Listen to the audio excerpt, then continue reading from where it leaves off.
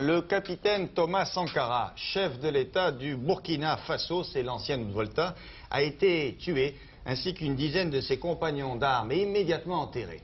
Le coup d'État a été mené par le numéro 2 du régime, ami personnel du président Sankara, le capitaine Compaoré.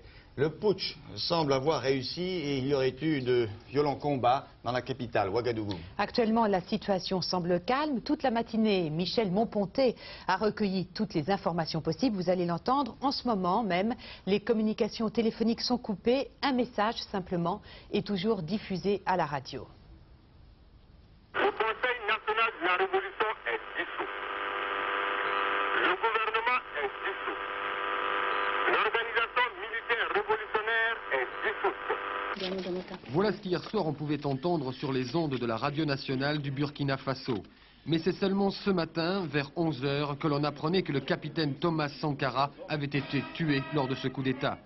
Les combats ont cessé dans les rues désertes de Ouagadougou, ce qui laisse à penser qu'avec la mort de Thomas Sankara, Blaise Compaoré, l'auteur de ce coup d'État, serait entièrement maître de la situation.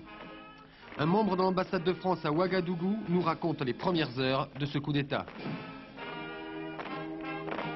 Vers 4h30, on a commencé à entendre des coups de feu, notamment du côté de la radio nationale. Ces coups de feu ont duré environ une demi-heure. Après l'émission à la radio, les tirs ont continué, les tirs à l'arme automatique et à l'arme lourde, et se sont poursuivis. Le couvre-feu a été décrété de 19h à 5h du matin et les frontières terrestres et aériennes sont fermées.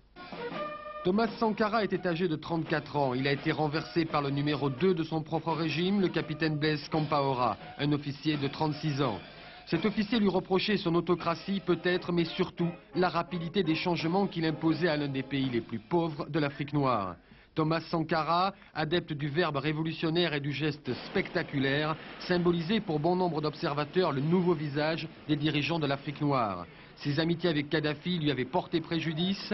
L'an dernier déjà, il confiait ses craintes et ses difficultés devant les caméras d'Antenne 2. Si vous voulez, je me retrouve un peu comme un cycliste qui grimpe une pente raide, qui a à gauche, à droite des précipices. Il est obligé de pédaler, de continuer de pédaler, sinon il tombe. Alors pour rester moi-même et pour me sentir moi-même, je suis obligé de continuer dans cette lancée-là. Vous vous sentez isolé en Afrique? Mal compris en tout cas. Mal compris, mal aimé? Mal aimé, oui.